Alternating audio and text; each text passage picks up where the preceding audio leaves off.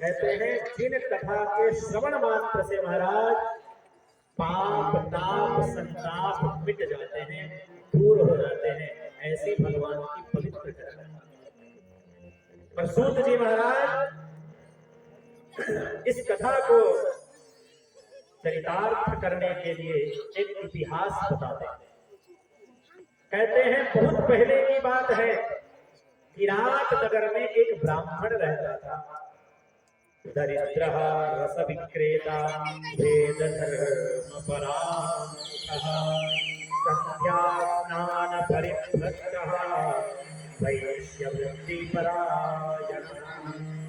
कहते संध्या स्नान परिभ्रष्ट ब्राह्मण तो था, लेकिन संध्या वंदन नहीं करता था, समय से स्नान नहीं करता था, धर्म का पालन नहीं करता था। ब्राह्मण जाति के ऊपर सबसे ज्यादा जिम्मेदारी है। ब्राह्मण को भूदेव कहा गया। इस धरती के देवता कहे जाते हैं ब्राह्मण, और ब्राह्मण अपने स्वधर्म के पालन के कारण ही पूजे जाते हैं, अपने चरित्र के कारण ही पूजे जाते हैं। इसलिए ब्राह्मण को विशेष सावधान रहने की आवश्यकता है। कोई दूसरा वर्ण का व्यक्ति अपने स्वधर्म का पालन करे ना करे कोई बात नहीं। ऐसा नहीं है कि दूसरे लोगों को स्वधर्म का पालन नहीं करना चाहिए, ऐसा ना समझ लेना। स्वधर्मे निधनम श्रेयः परधर्मो भयावहः। अपने धर्म का पालन करते हुए यदि हम मर भी जाते हैं तो घबराने की आवश्यकता नहीं है, कि भगवान ने गीता में कहा सबको अपने धर्म का पालन करना ही चाहिए, परंतु ब्राह्मण के ऊपर ज्यादा दायित्व है। चारों वर्गों में श्रेष्ठ कहलाता है ब्राह्मण, इसलिए ब्राह्मण को ये अवश्य ध्यान में देना चाहिए कि मैं कैसा व्यवहार कर रहा हूँ, कैसा जीवन जी रहा हूँ, क्योंकि बड़ों को देखकर ही छोटे आचरण करते हैं। जैसा व्यवहार माता पिता करेंगे वैसा ही व्यवहार उनका संतान भी करेगा।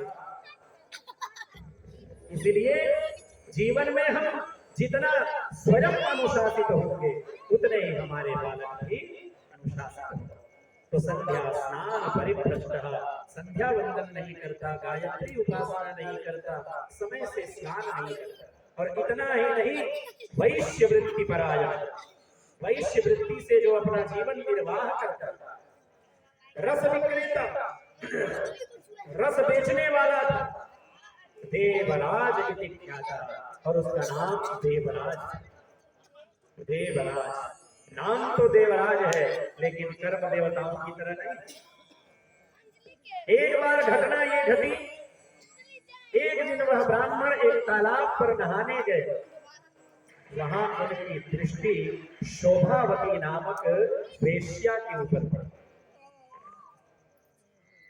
वेश्या जो धन के लोभ से किसी भी पुरुष के साथ चली जाए।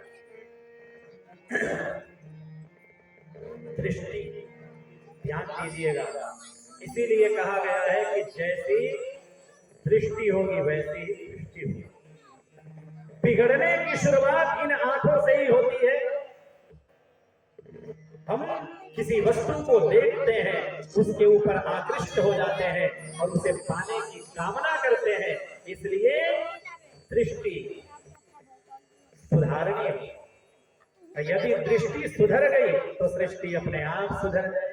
हम दूसरों को दोष देते हैं, कहते हैं जमाना बिगड़ गया है, जमाना खराब हो गया है, लेकिन ये नहीं झांक पाते कि हम कितने बिगड़ गए। हम सुधर गए तो फिर संसार सुधर गया हमारा। लेकिन हम दूसरों को सुधारने में तो बड़ी चतुराई दिखाते हैं, और जब अपनी बात आती है तो अपने लिए हम सबसे बड़े जज बन जाते हैं, अपने वकील हम स्वयं बन जाते हैं। अपनी गलती हम नहीं देख पाते। अब गलती पीठ के समान। आपको अपना पीठ दिखाई देता है? पीठ यानी ये पीछे का भाग आपको दिखाई देता है? नहीं दिखाई देता। ऐसे ही गलती है, अपना किया हुआ गलती हमें नहीं दिखाई देता, लेकिन दूसरों की गलती तुरंत पकड़ में आ जाती है। वैसा